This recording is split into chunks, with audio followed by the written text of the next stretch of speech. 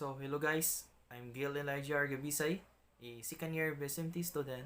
So, this video is for educational purpose only.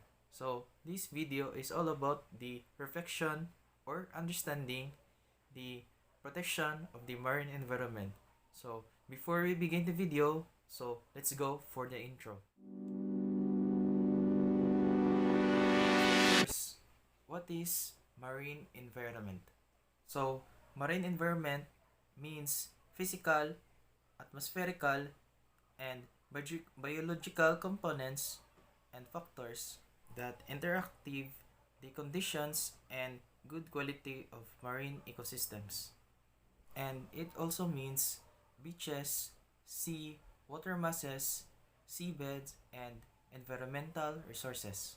What are the major sources of marine pollutions? So, there are two kinds of major sources of marine pollution. So, the first one is land-based sources, and the second one is the shipping and maritime industry. For the land-based sources are, first, the products of industry. Next is the runoff of pesticides and herbicides. Next is the influent discharge of urban areas. And the last one is the exploitation and exploration activities. For the shipping and maritime industry are, so first is the collision. Second is grounding and accidental discharge.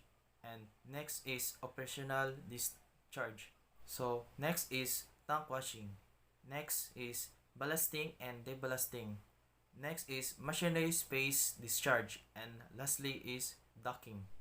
For the impact, hazards to humans, animals, and shipping industry are, so for the first one is it can affect the oceanic food chain. So it can reduce the level of oxygen in the water. It can upset the coral reef cycle. It affects the reproductive systems of the marine animals. It has the harmful effects of toxins to the marine life. It can increase the oceanic temperature. It affects the human health indirectly when humans consumes the affected marine life. It can increase the acidity of the ocean that give a high risk to the animals. When oil spills happen, oil spill act as a barrier between sunlight and seaweed, which can affect the marine life and marine ecosystem. So, what is MARPOL? MARPOL stands for International Conventions for the Prevention of Pollutions from Ships. MARPOL is the main international convention covering of pollutions of the marine environment by ships.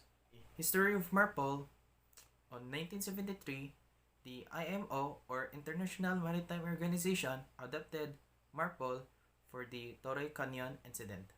On 1973, the IMO held a conference to observe the tanker safety and pollution preventions of MARPOL.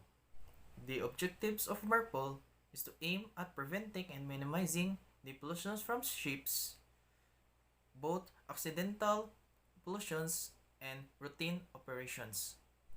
So, there are 6 regulations of MARPOL annexes.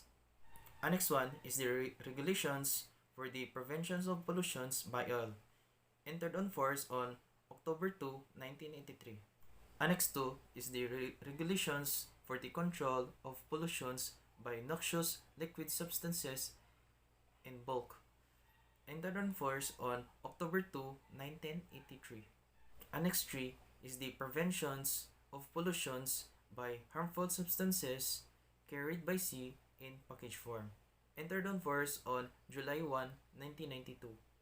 Annex 4 is the preventions of pollutions by sewage from ships, entered on force on September 27, 2003. Annex 5 is the preventions of pollutions by garbage from ships, entered on force on December 31, 1988. Last, the Annex 6 is all about the preventions of air pollutions from ships, entered on force on May 19, 2005. So, this is all the reflections and understanding of the protections of the marine environment. And that's all. Thank you.